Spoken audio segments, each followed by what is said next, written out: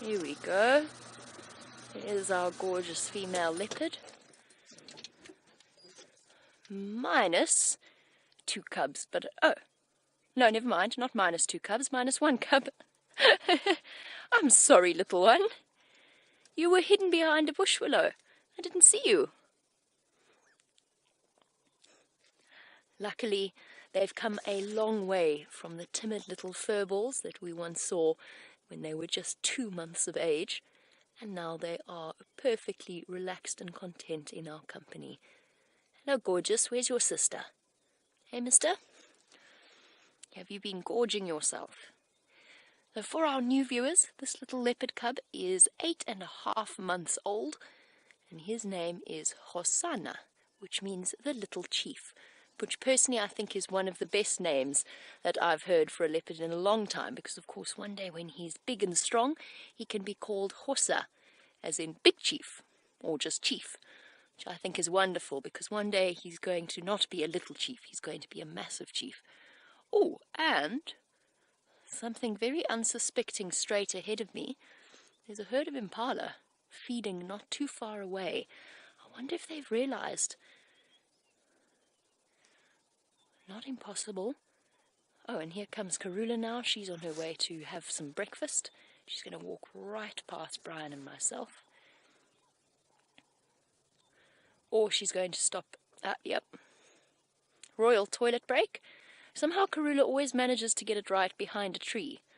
I'm quite impressed. Hey girl, you've been around cameras for a long time, haven't you? I must say, I've been able to see Karula in person for the last 1.5 years. This is the best condition I've ever seen her in. She's looking incredible. Well-fed, muscular, stocky. She really is looking good. She's impressive considering she has 2 mouths to feed. Is she going to go and lie down right there? Or is she going to go look at her cub? Duck my head. There we go. This is your early morning wake-up call, mister. Oh, she's going to lie right here. She's seen the impala now. She's just realized they're there. Oh, and they've just realized she's there. Oh, there's cub number 3. Sure, leopards. They're amazingly hidden. There we go. Hello, gorgeous. There's the little girl. Her name is Shungile. Same age as her brother, but much, much smaller, which is natural. Also curiously looking at the sound of the alarm calling impala. Interestingly enough, although they are always smaller than their male siblings, female leopards start to show signs of independence sooner. And the amazing thing about watching Shungile, the last 2 kills that we've been fortunate enough to be witness to when the cubs have arrived at the kill itself, Karula's left them to open it. First the Dacre with Brent and then the impala with myself. And Shungile always seems to take responsibility for getting stuck in, which is utterly adorable to watch, because for a leopard cub it's a relatively tricky thing to open up a carcass. The skin is tough, and we've watched her practice her hunting technique on them before. Right. So all the royal family present and accounted for. They've made it through the night, safe and sound. Looking full and content. Now, there's absolutely nothing I can do right now about our position, because the Queen has placed herself on top of our vehicle, as you can see. The corner of my dashboard is now right next to her. Oh, but Shungile is going to make our life easier by coming to perhaps pounce on her brother, perhaps just looking for a little bit of warmth. Sneaking forward. I am the master of subtlety. Ha! Got you.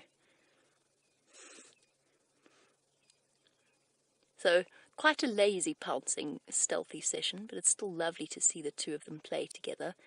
Look at the massive paws of the male. Ow! Kicking his sister in the face.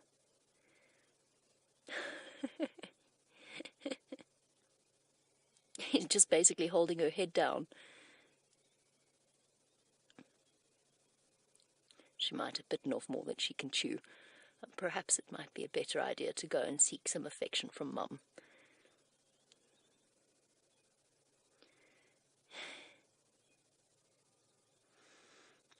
Oh, gorgeous.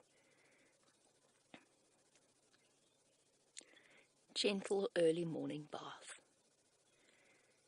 And a quick nibble. Make sure that she picks off all the ticks.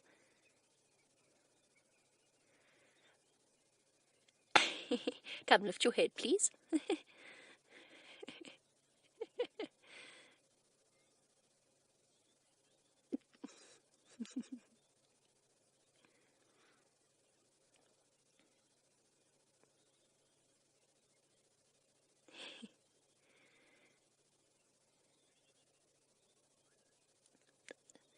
Such gentle play between mum and daughter. Considering Karula's jaws are capable of catching an impala of her same weight and then lifting it up into the tree, she's being very gentle with her daughter.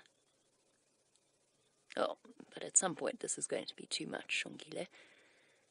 There, just like that. The teeth were not at me, they were at little madam. Where have you gone, little madam?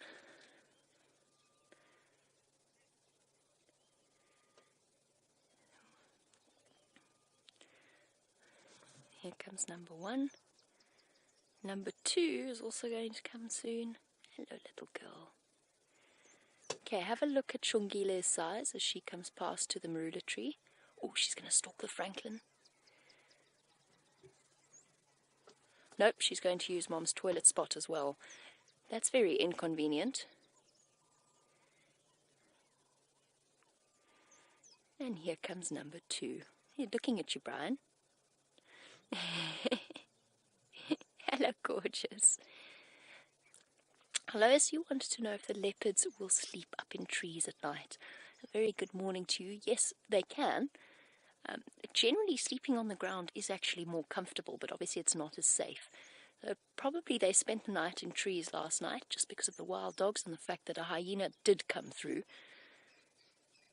Whilst leopards are content to be in the space of hyenas when they're a little bit older, when they're adults, the cubs probably stayed well out of the way and up safely in the boughs of a marula or something similar. But it's unpredictable. They'll happily sleep in the trees and they'll happily sleep on the ground. Brian, you can't see Shongile from your angle, can you? Not so. She had a mouthful of elephant dung, which is absolutely adorable. Yeah, yuck. She's spitting it out now, but she's hidden herself perfectly. Why are you lying in the toilet spot, you little monster? That's not very nice. How's that? Peeking out around the corner of the marula tree.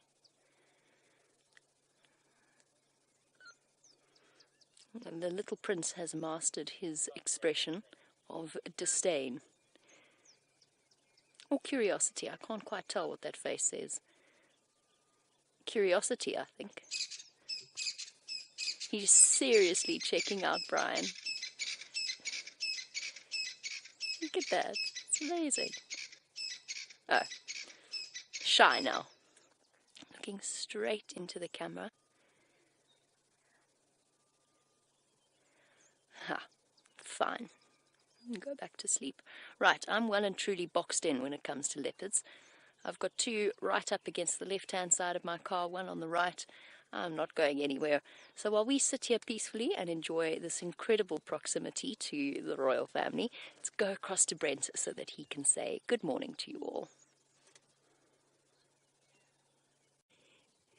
Oh, Shongile and Hosanna, but amazingly it's Karula that's initiating all of these games.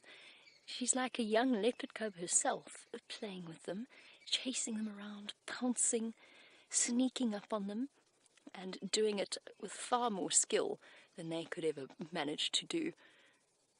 Hosanna wants to stalk the francolin, and Karula wants to stalk Hosanna. And they've been gambling backwards and forwards. It's beautiful to watch. And the games between the two of them. Is she going to go and do it again? No, she's going to have a jolly good head rub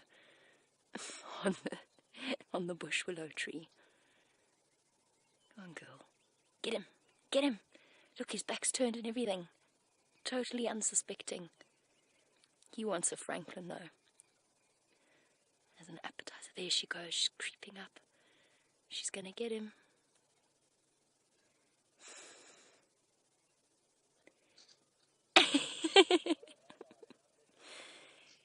Got you. Hosanna's paws up in a surrender. Amazing how she went still there for a second just to listen, and he immediately knew to stop playing and stop hitting her while she listened. And then as soon as she went back, he's playing with her again.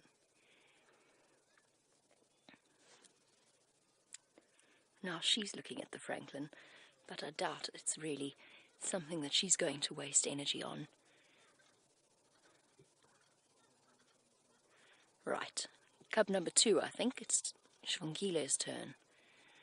Shongile knows it and is now running from her mother.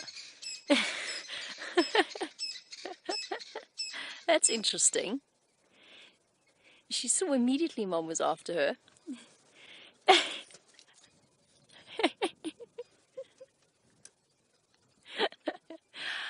Very interesting. Ah, and now they're behind a tree. Hosanna is confused. He's not sure if he should be running away as well or not. He can't quite work out if that was all a game or if perhaps there's a threat he should know about. So he's stuck in limbo, looking backwards over his shoulder, as if to say, what? What's going on? What's going on? Should I run? Should I join in? Should I go have breakfast? Ah, yes. Brian's just pointed out what's on its way towards us, and it's now started drizzling seriously. Brian needs to put the rain cover on the camera relatively quickly, relatively soon. Okay. All right. We'll watch the leopards for a little bit longer whilst Brent and Jandre get theirs on, since they're about to pounce on each other once again. Who's going to get who here?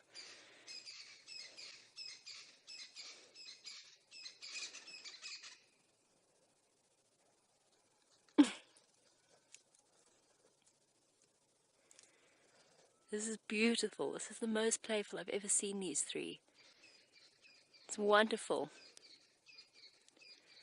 Okay, we're not going to be away for too long, but we do have to put this rain cover on. We're going to send you across to Brent, and we'll be back with you shortly.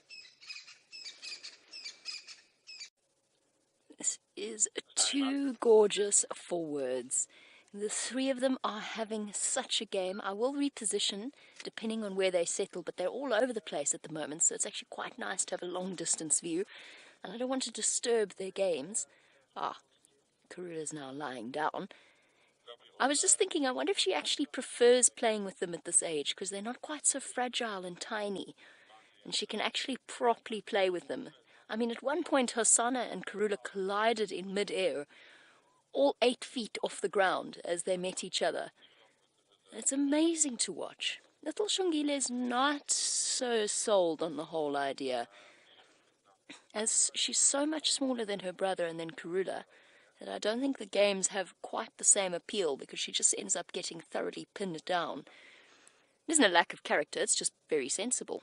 Makes total sense. And Karula?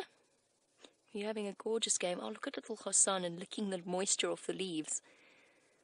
Who needs to go drink at a muddy water hole when you've got fresh water on the... Oh, but beware, Mom. Don't allow a moment's lapse in attention, as I just did. And Karula will take you by surprise. He's going to go again. He's going to get her now. Oh, no. She's going to go and find her daughter. Shongile shyly peeking out.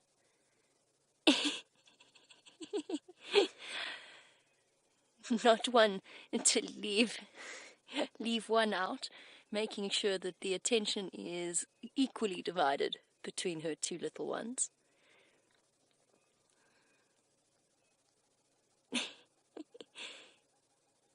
Oh, Hassan is coming in to join the games. There's Mom and his sister.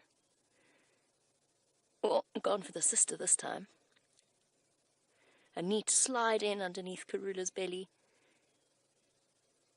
These are very special dynamics, very special moments. Doesn't Karula look young at the moment? I don't know what it is. Maybe it's just my imagination, I think. I think it's the way she's playing with them. Oh, that was pretty smooth.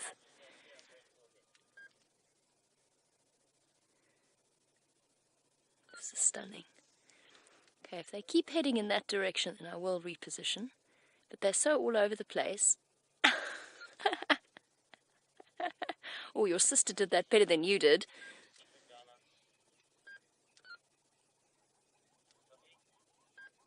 Too precious.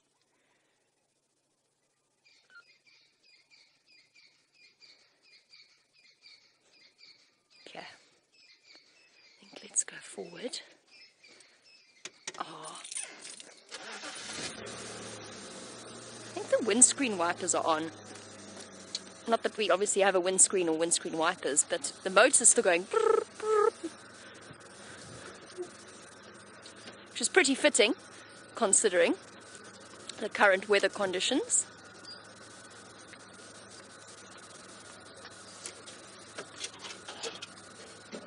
Oh my goodness, they've now gone.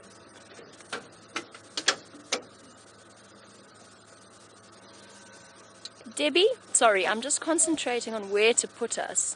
Let's just wait here for 1 second because I think they might come back in this direction.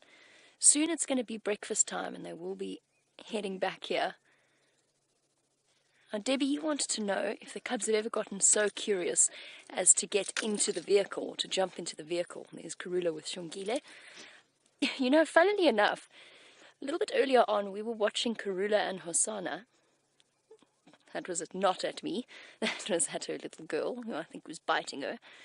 I looked across and Shongile was about a meter away from my wheel, flat. Completely flat, like leopard in stalk mode. Like she'd crept all the way up to us. But no, they never break that boundary of going into the car itself, and we don't want them to. That would definitely be a no-no. We'd actually have to act quite quickly if a leopard were ever to come and jump into the vehicle or onto the vehicle. Unfortunately, it's just too dangerous for them and it's too dangerous for us. That's behavior that they learn when they're cubs. There's a chance that they won't grow out of it as adults, and we really don't want that. Shongile or Hosanna is one thing, Karula's a very different story, and the Anderson male, well, that sounds terrifying. We found a stick, little girl. And all three of them moving quite far away from the kill. I think they're in high spirits. It's the rain. Nice and cool. It's fun to play in. This is perfect big cat weather.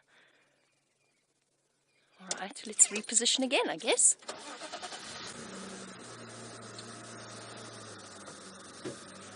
Try and find a neat way around here.